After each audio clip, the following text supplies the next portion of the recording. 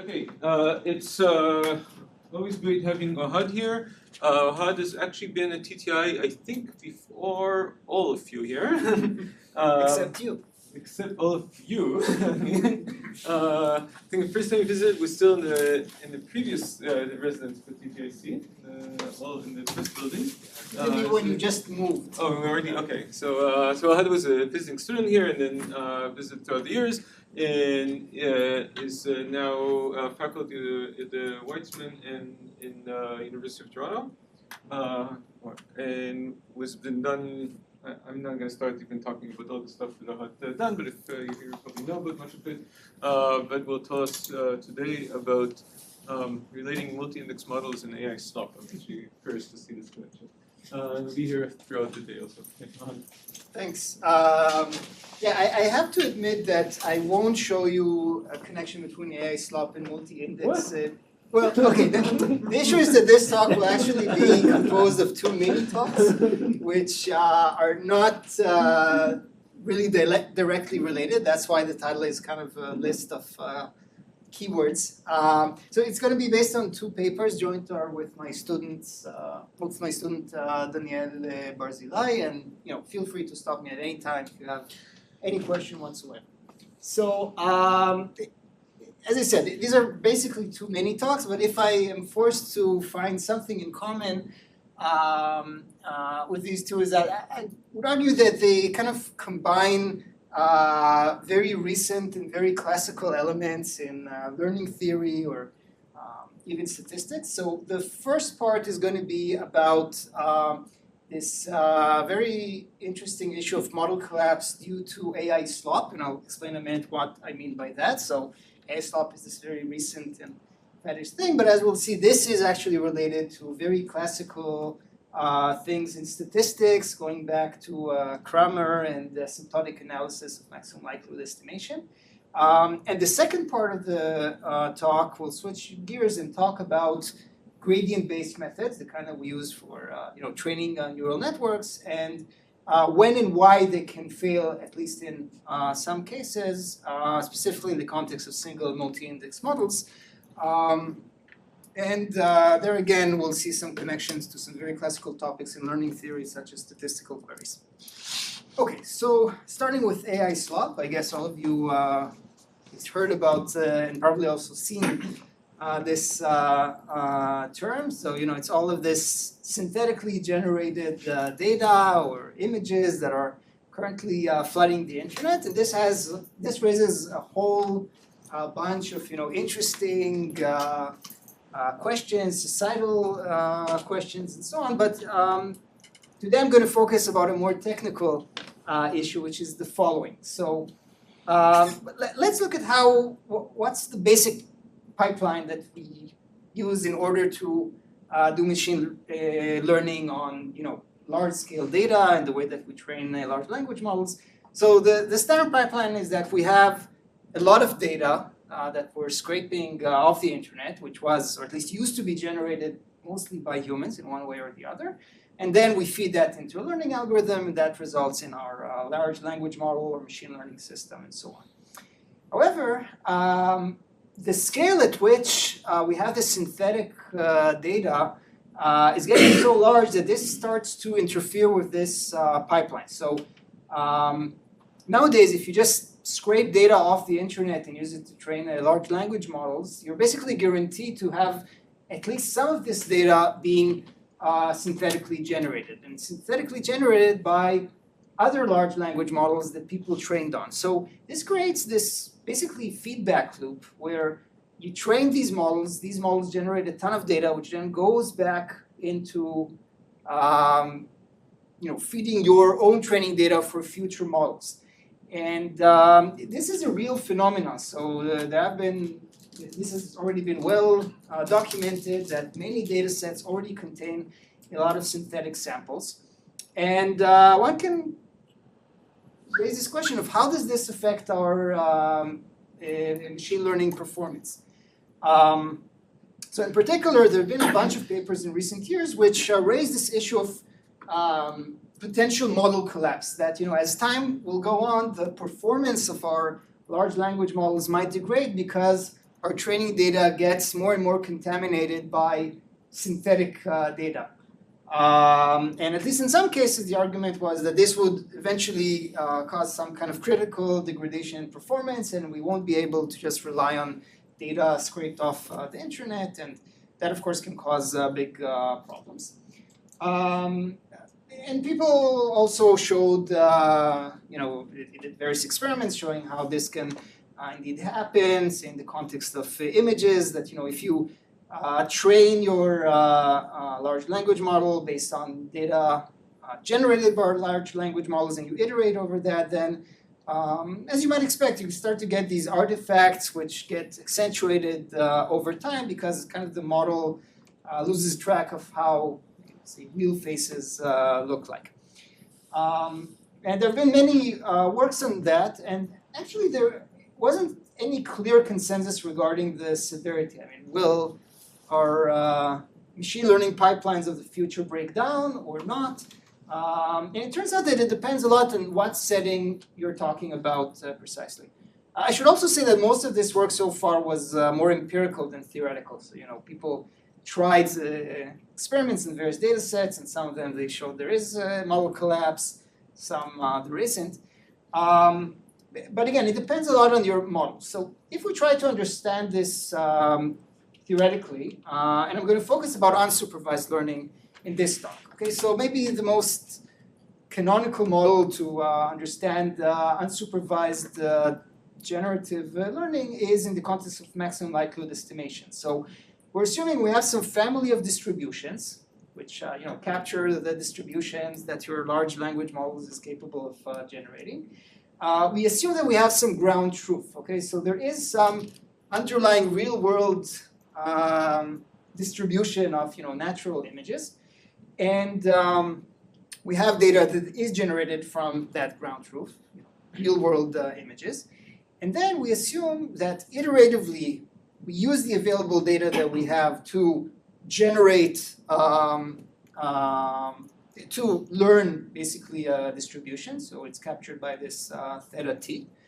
And then we use the learned model in order to generate new data. Okay, so in this talk I'm going to abstract away all questions of the neural network architecture or optimization. I'm assuming we can do exact maximum likelihood estimation, and I'm asking this kind of framework what happens when we iterate this process. And it turns out that,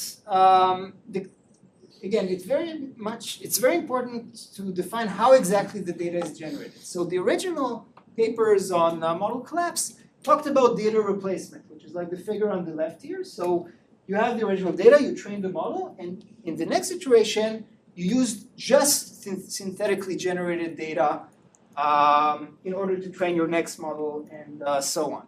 Okay. And as we'll see shortly, in this model, it's very easy to show that model collapse will generally occur. But then people started to question this model because, even if our internet is getting contaminated by tons of synthetic data, the real-world data is still there, right? The picture of the Mona Lisa still exists in the internet, even with all this synthetic data. So there were papers arguing that maybe a more realistic model is where the data is accumulated. So every iteration, the currently learned model contributes synthetic data to the data set, but the original data set remains. Okay, so it's not that the real world data disappears, it just gets increasingly flooded out by synthetic data.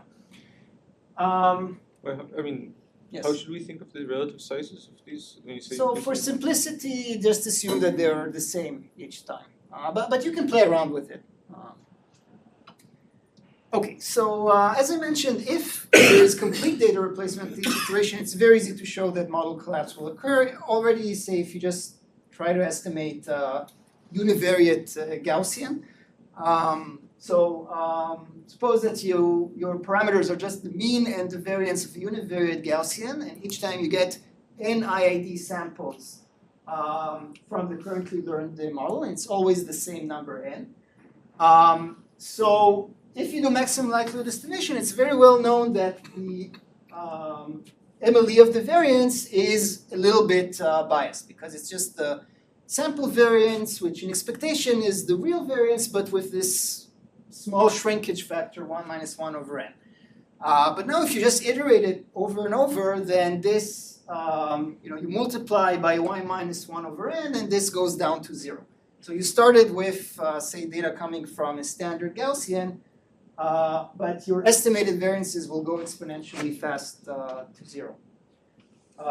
Okay, so here it's pretty easy to show, but what happens when you talk about data when the data is augmented rather than replaced? And here the situation is a little bit less clear. Question. Yeah. If you do the standard correction, does this survive this problem?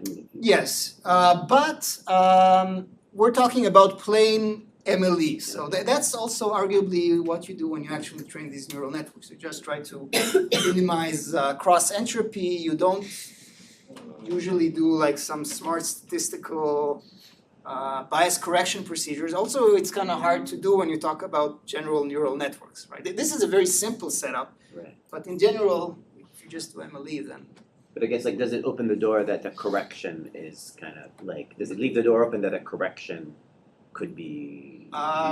Yes, and it's one of the things I'll mention at the end of this part of the talk, that so here we're just trying to understand, will model collapse occur or not when you just do MLE, but then there's this question of what can you do to correct this? So, yeah. Okay.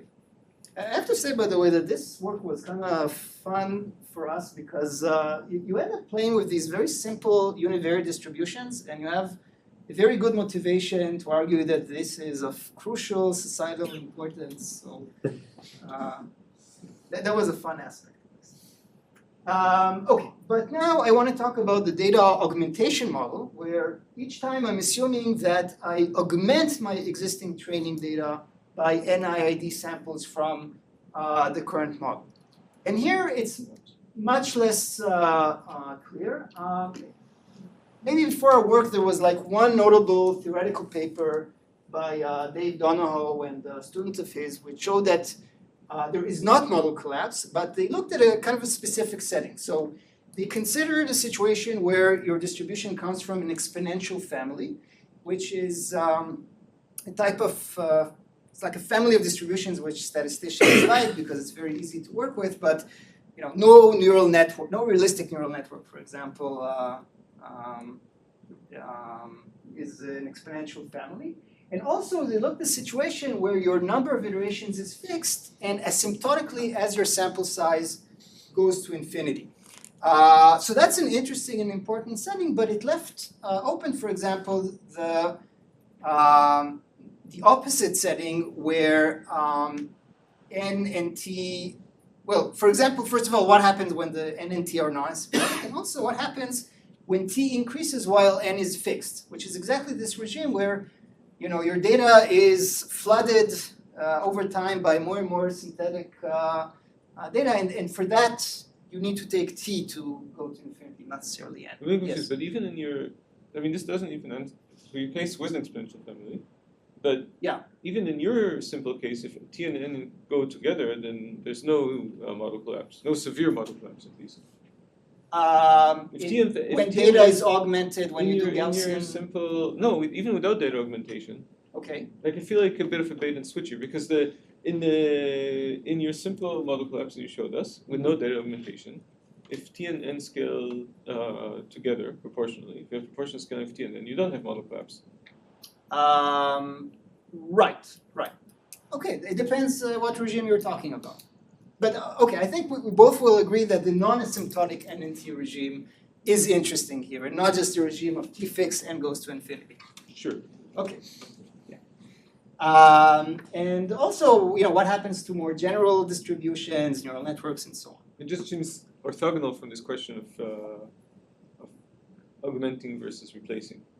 Because you also in the replacing model, you already don't know how to answer any of these questions, or at least I don't. Well, at least in the replacement, it's easier to show that model collapse will occur, whereas here it was really kind of.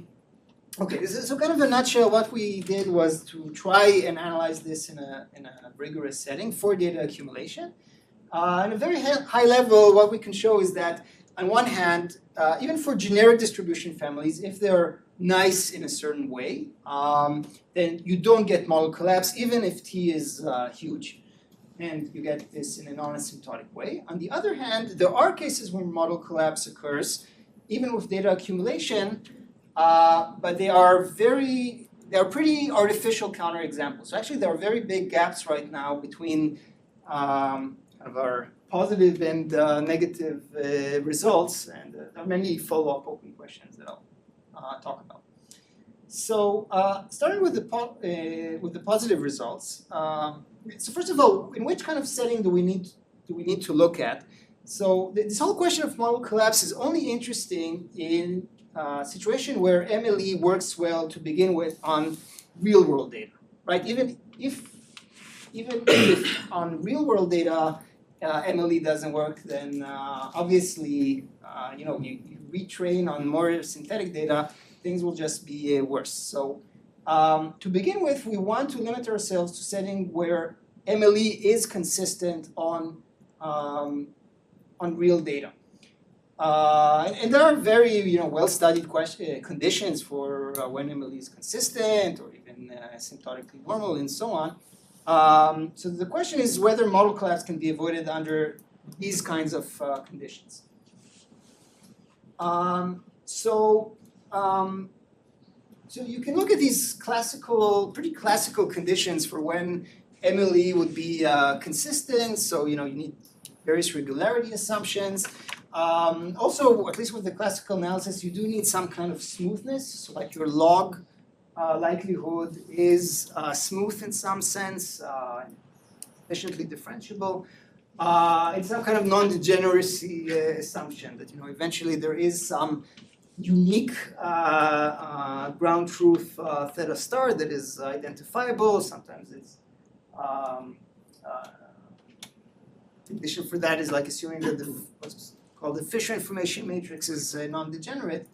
So we were trying to understand whether under these kinds of conditions you can study model collapse. And fortunately, it turns out that these classical conditions are already enough to give a positive result. Okay, so you don't need to assume that your distribution is from exponential family or anything like that. So as long as your T, your number of iterations, is not exponentially large in the sample size n, then the error that you get after T iterations is comparable to what you get after the first iteration when you only train on real-world data. So you do get potentially some degradation, but that degradation is only some constant. So you don't have model collapse in that sense.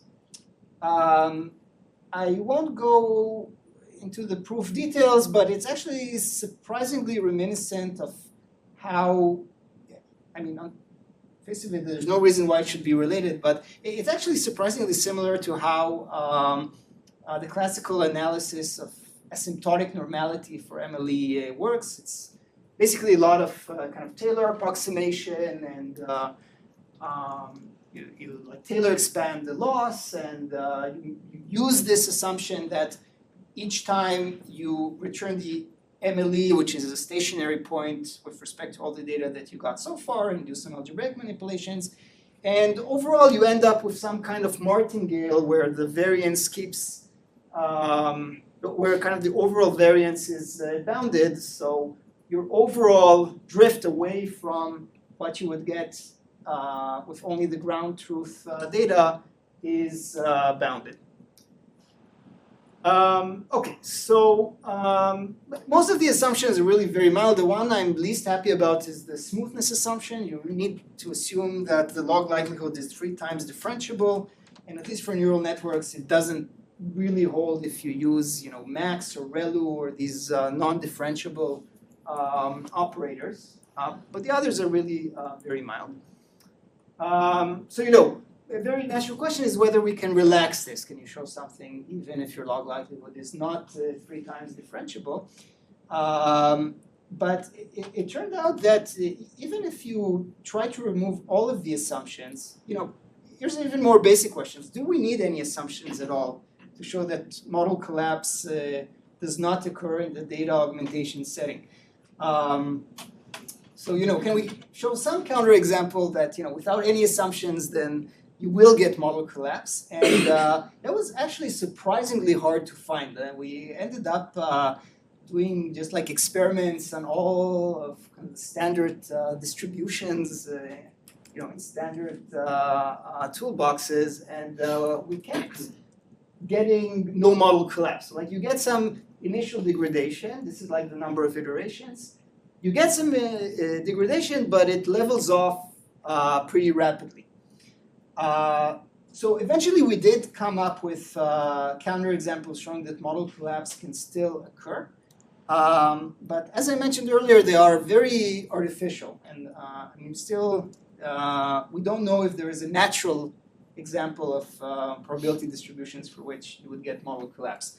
So I won't go too much into the details, but basically these negative results come in two flavors, depending on your order of quantifiers. So for any sample size n, you can find some family of distributions which depends on n, for which you would get immediate model collapse, in the sense that on real-world data, you get a very small error, but on the next iteration, if you train now on some synthetic data which contains synthetic data points, then you would completely break down. And we also have a more complicated construction where it's the family of distributions does not depend on the sample size.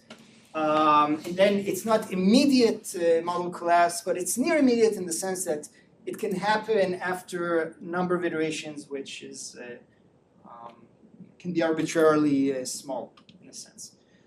And I think I won't go over the proof details. Kind of the intuition, it's again like these simple they're not simple, but they're univariate distributions where you create this family where you basically play around with the support. So like you have this parameter alpha, the ground truth is just uniform on 0, 1.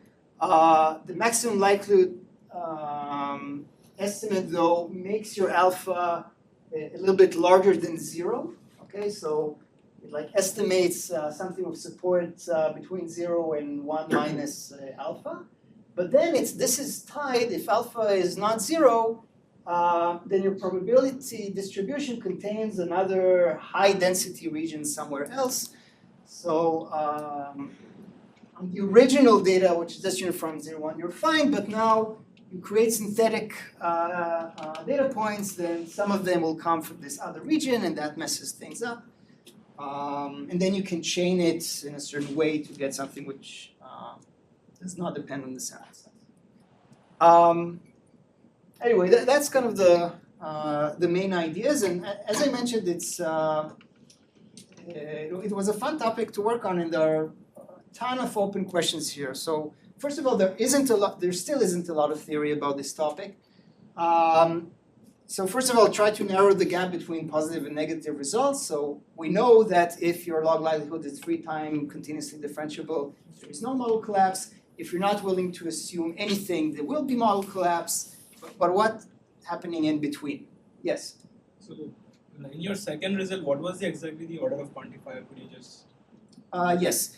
So the first result says for any sample size, there exists some, in the second theorem is there exists, so take any, there's a typo here, there should be f goes to infinity. So think of f as log n, for example. So there exists a family of distributions which is MLE consistent. So on real data, you're fine. Such that for any sample size n, you're gonna get model collapse after log n iterations. And that holds for any n. I see, okay. And your class of distribution can depend on the function f, but not on the sample size n. Yes, so the class of distributions depends on f, but it does not depend on n. And this statement holds for all n's simultaneously. Yes. It's a more complicated variant of the construction for this result. Yeah. Yes. So two questions. One, I'm actually curious for the very first example you showed. Mhm. What happens there? I mean, can you characterize what happens there? I mean, do you have just a univariate Gaussian? Do you have Oh, model? okay. For a univariate Gaussian, you will not have model collapse. When I mean, with what? I mean, when t goes to infinity and n fixed, you do. Right? So Actually, no. really, Yes, and it's. I can explain a bit more offline, but it has to do with the fact that. I mean, okay, that's actually a situation where our positive result applies. So you get a drift, but the drift keeps shrinking over time at like a 1 over t. It's like 1 over t squared. I see. And sum of 1 over t squared is a bounded quantity. Yeah. So actually, Dave Donahoe's paper had like this very mysterious title, "The Universality of Model Collapse and the Pi Squared over 6 Constant." This big deal of like this mysterious constant that arises from their Sum of 1 analysis. over t It's squared. because sum of 1 over t squared is pi squared over 6, and they say it at no point in the paper. But yeah. that's, So there is so bottom line you're saying there is a real difference. Like if you're going to result that should what they take from you is that for the typical distribution, without augmentation I will have collapse, but without I will not have collapse. I mean, can you show the separation in general? Can you have there's a result in your result that you say under these conditions you do not have collapse with augmentation? Will I have collapse without augmentation? Under the same kind of well, for a Gaussian, yes, because I showed you that you will have model collapse if you replace all the data. But if you, well, when t goes to infinity for fixed n. when t goes to infinity for fixed n, you will not have model collapse using our analysis, at least as long as t is not exponentially large in n. But even there, we just needed it because we needed the union bound at some point. But I suspect you don't need it. So I really think it's for all t. Yeah. Here you're looking at the boundary between consistency and not being consistent and not being consistent. Yes. So, but you could also lose efficiency, or you could lose like accuracy. So it's not like you'll be doing worse than MLE. Right. So have you thought about like characterizing like how much, like how things decay potentially? That's one thing. And the second thing is that are there situations where, I mean, in the end of the day, MLE plus data augmentation is just another estimator that you're creating, right? So together, eating its own tail, basically. Are there situations where that's actually a good thing? You actually, MLE wasn't working before, and now it will work if you do that.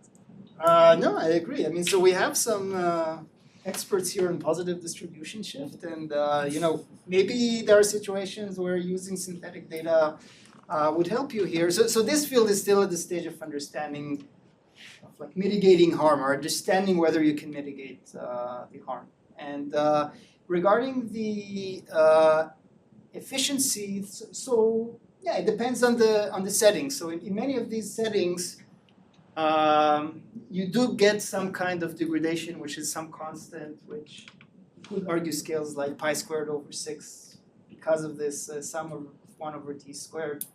But yeah, the idea is that it's basically a multiplicative constant. So like if your DKL was log n over n, so it's going to become that thing times some numerical constant. But yeah, here we really focus just about consistency versus inconsistency, not about exact constants.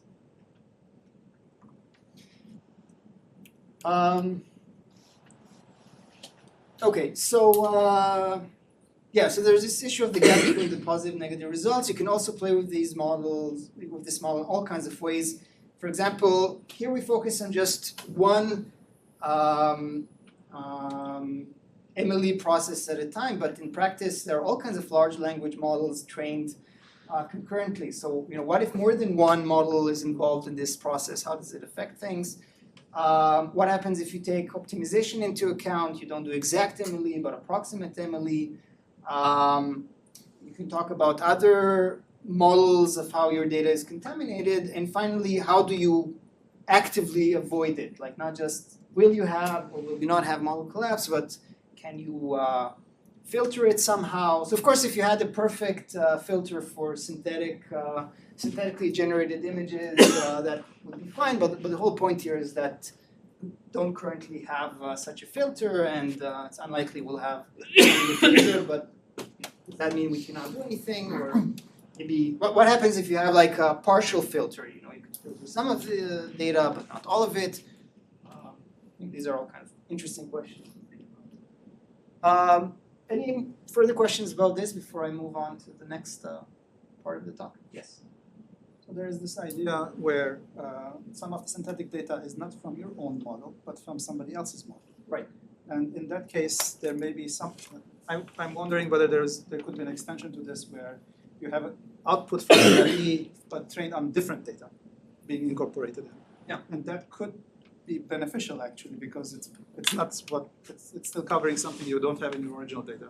I agree. Yes. So again, but yeah, this is still like unexplored territory.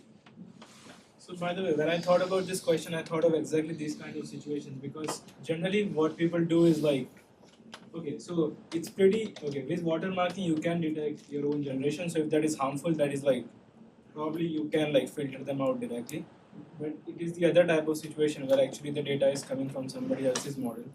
So even if they've embedded some watermark, you will not be able to filter it out, and those are like probably like so that is like some situation where filtering is hard, but then it's unclear whether it's harmful or helpful. So, like, do you have like, I think this is an open question, but do you have like some sense of how would you model this down, like differentness from your own generation?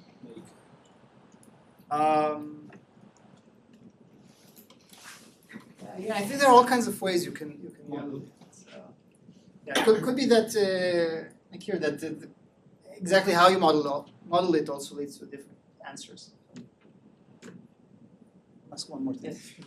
So you covered this continuous model, exponential families, but a lot of the stuff happened with discrete models, and over there it's actually easier to see that you're going to get collapse because your MLE will be focused on the empirical distribution, and some of the outputs will not be present in your data set. So, even for discrete distributions, I don't know how to show model collapse in general.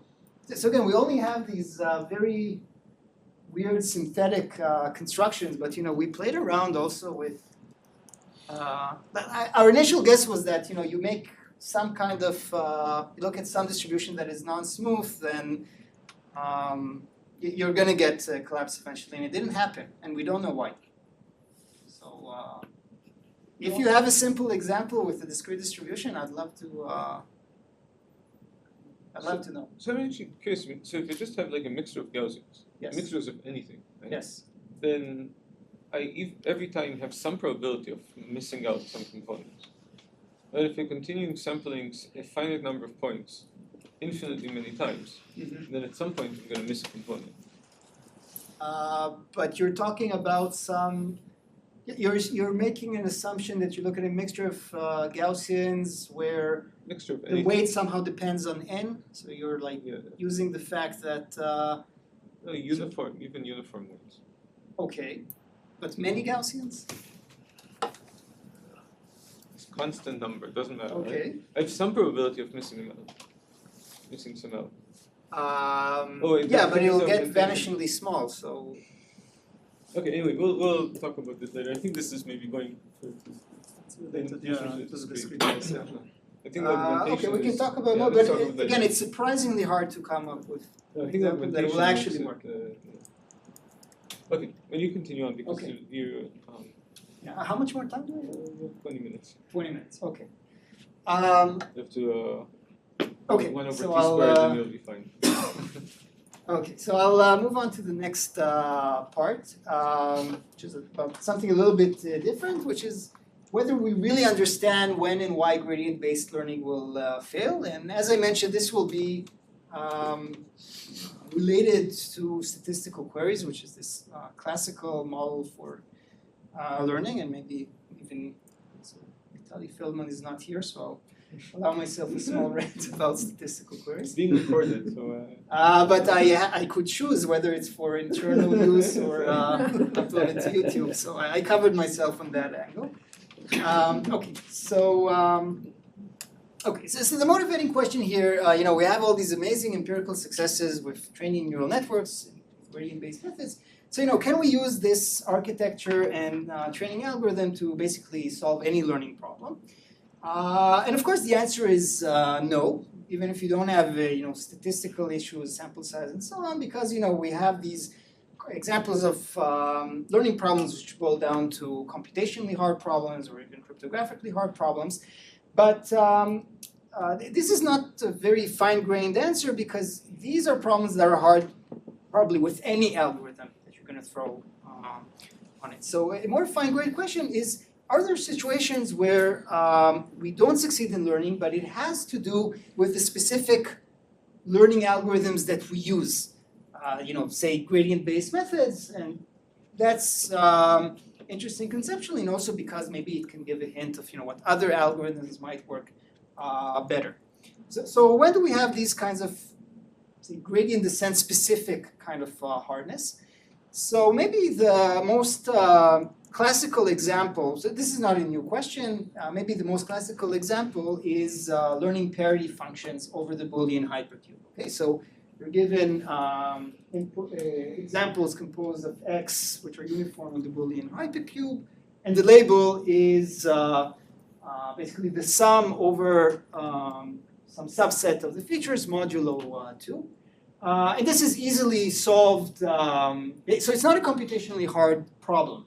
I'm assuming there is no label noise here, and then it's really efficiently solvable with Gaussian elimination, with basically statistically optimal sample complexity.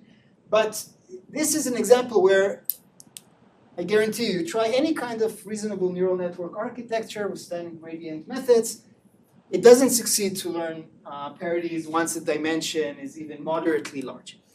And there's this question of why does that hold? Why gradient descent fails for this kind of problem? And the most standard answer for that in learning theory is through this framework of statistical queries. Since I only have 20 minutes, I'm not going to go into the details, but it's this classical framework introduced by Mike Kearns in 1998 to study noise-tolerant learning. So this is a situation where instead of directly getting access to the training examples, we assume that the algorithm can only interact with this statistical query oracle. Each time the algorithm can choose some function over training examples x and y, and then you get the expectation of that function with respect to the underlying distribution up to a bit of noise. And in this model, it can be formally shown that learning parities with any SQ algorithm it's basically impossible. It's exponentially many queries, or you need the tolerance, like this epsilon here, to be exponentially small. Okay? So that's an answer. And that's the standard answer for why it's hard to learn parities. But when you look at it, the application of statistical queries to SGD is a bit problematic. So the standard way to say it is that you do stochastic gradient descent. So why does stochastic gradient descent work? Because what you do if you each time use a fresh example is that you're really each time doing gradient descent with respect to the population loss.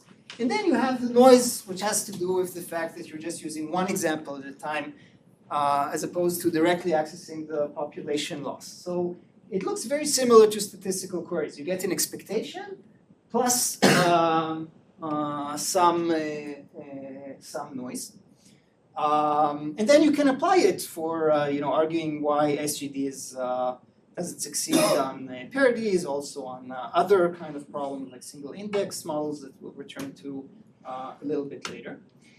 But does this really capture SGD? So formally, to apply it to SGD, the noise, at least in the standard SQ framework, crucially needs to have some kind of adversarial component to it. Okay, so it needs to be something that is a little bit adversarial, or At best, if you talk about honest SQ or all kinds of other SQ variant, you need to assume you can allow the noise to be stochastic, but it has to have a certain structure. So like in continuous settings, like you need to assume that it's isotropic Gaussian. But in actual SGD, the noise is not adversarial, but it's also not in isotropic Gaussian. It's just the difference between the gradient on your training sample and this expectation, which generally is data dependent, anisotropic, time changing, something a little bit complicated, yet not adversarial. You can say, okay, does it matter? Because for these SQ results, the amount of adversarial noise is really, the unit is really tiny. It's like exponentially small in the dimension, and you can argue it's not really an issue in practice. But it is because, at least in some cases, we can show that you can circumvent these SQ lower bounds using SGD. So actually, some of the people in this room showed that, for example, you can learn parodies with SGD as long as you use some very weird and specific neural network architecture, or at least a very weird initialization. Like not a standard. You can choose either weird network or So initialization. either one, but either way, you need to have something that is very weird. Under that, SGD will work. So that already tells us that it's not that SGD inherently can't solve parodies. It depends on your underlying architecture or initialization.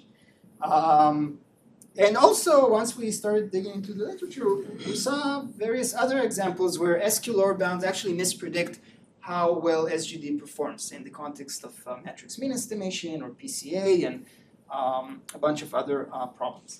So this motivated our question of whether we can understand why standard vanilla SGD on natural predictors fail to solve at least certain learning problems. Yes.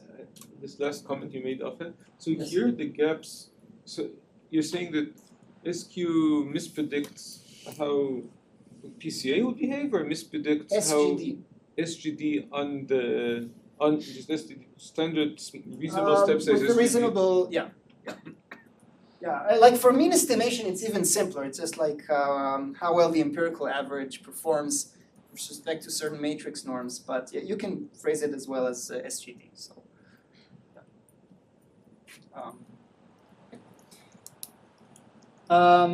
Okay, so in this paper we didn't study this question for parodies, but for closely related questions of single index, multi-index math models, which have been very popular in learning theory in the past few years. So this is, usually there you're not assuming Boolean inputs, usually it's something continuous, particular Gaussian inputs, and you assume that you have some target function which is a function of some low-dimensional projection of your data. Okay, so your ground truth is a function of u times x, where u is fat, short and fat matrix. You project x to p dimensions, and you apply some function. So single index is when p equals 1. You project it to 1 dimension. So this is the target function. You're trying to learn it using some kind of, so at least in our setting, it's going to be some kind of predictor which has this form. So it's x times some matrix w. Its size is not necessarily the same as u, and then you have some auxiliary parameters. In particular, any standard neural network you can phrase in this way. And then you have some loss function, and then you just look at standard vanilla SGD. So each time you sample in XD, and then you take a gradient of with respect to the loss on that example, and can you understand whether things would work or not, but without going to statistical query arguments. So maybe I'll briefly explain the key idea, and for that I'm just going to talk about single index models where you try to learn this function of U transpose X using another function, just H of W transpose X. So W is your parameter. And the SGD trajectory, you can write it down this way. Okay, so just by the chain rule, it's going to be xt times this scalar at, which is the gradient with respect to W times X of your loss. So here's kind of the geometric intuition. So assuming it's a Gaussian data, you make some technical assumptions about this transfer function. Basically, in order to learn, you need to have some alignment between your vector W and the target vector U. Okay, so you're in d-dimensional space and you try to hit this double cone. If you don't hit it, then SGD will fail. Now, if AT was just a constant, then this process would just be a Gaussian random walk. Okay, so I'm assuming the XT are, say, just standard Gaussian. So this would be just a standard Gaussian, and the chance of hitting this double cone is vanishingly small. The technical difficulty we have is that this AT is non-constant. It depends on XT itself, depends on all of the previous inputs in a complicated way. And the key idea we had is to show that you still have a behavior that is essentially similar to a Gaussian random walk as long as these ATs are well behaved. So what does well behaved means? So actually you need to assume surprisingly little in order to manage to show something here. So it turns out that the most important thing here is that the distribution is not dominated by certain rare heavy-tailed events. So we quantify it using a certain gradient condition number. I won't go into the details, but the bottom line is that you need that, like the magnitude of the ATs would tend to be in some kind of interval that does not strongly depend on the input dimension D. Okay, so remember, our setting is that we assume that the x's are projected to one dimension, and then these ATs just quantify what happens in that one dimension. And as long as it doesn't magically depend very strongly on the input dimension D, then we can show that things essentially behave like a Gaussian random walk, and SGD will not succeed. So for that, you need to analyze this quantity, which we actually do in concrete cases, and the analysis goes through. So just, how much more time do I have?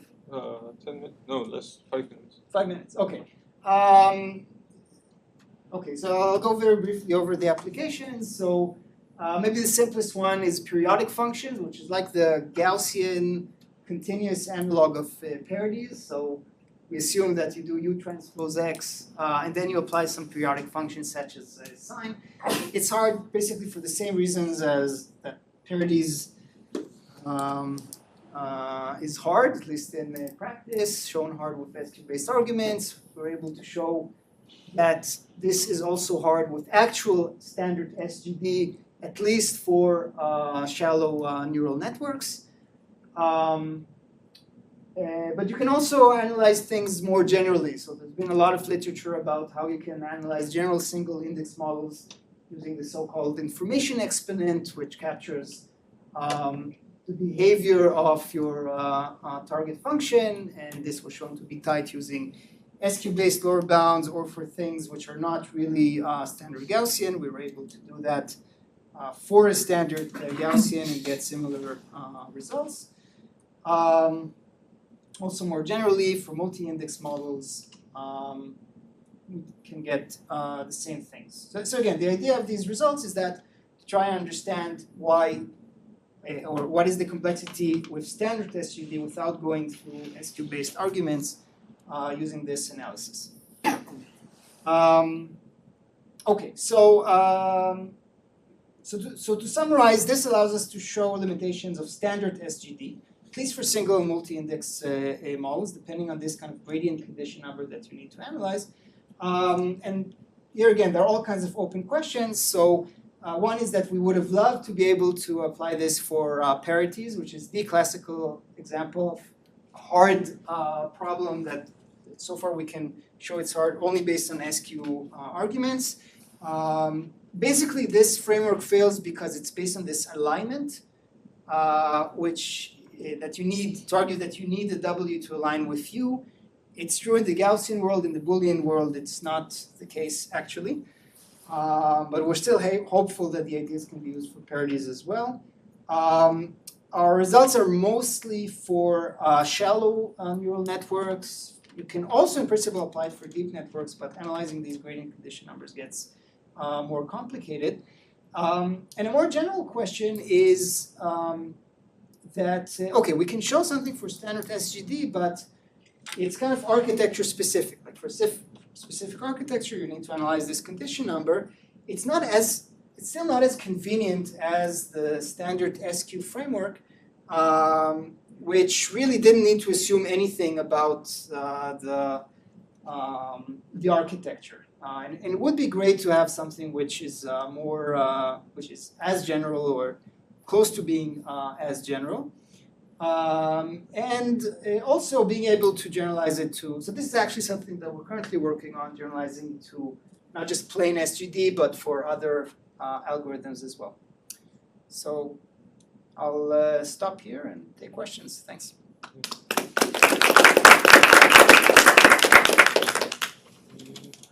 Questions? Yeah. So does in these cases, this result agree with the SQ prediction? Or? In these cases, yes, yeah. But ultimately, we'd like to be able to also analyze these cases where there is a gap. Yeah. So actually, I'm curious. You said that you started this example of Gauss elimination that SGD cannot do, Yeah. but that doesn't handle noisy learning. And if in the inference quote that you mentioned was But that's cryptographically hard, or conjectured to be cryptographically the hard. question is, are there settings that are where it is possible to do noisy learning, but not with SGD?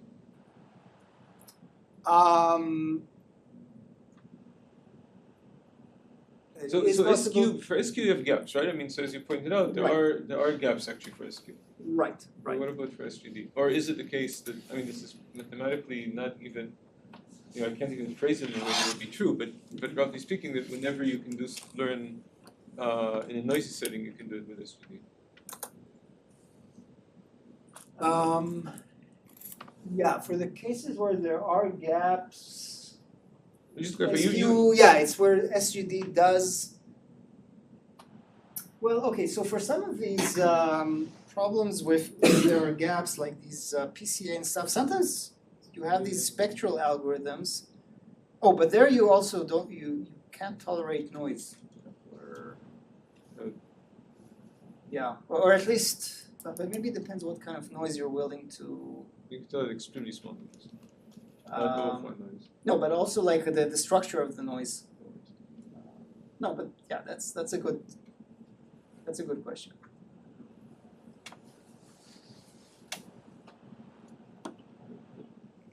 Okay, so I think Ohad again.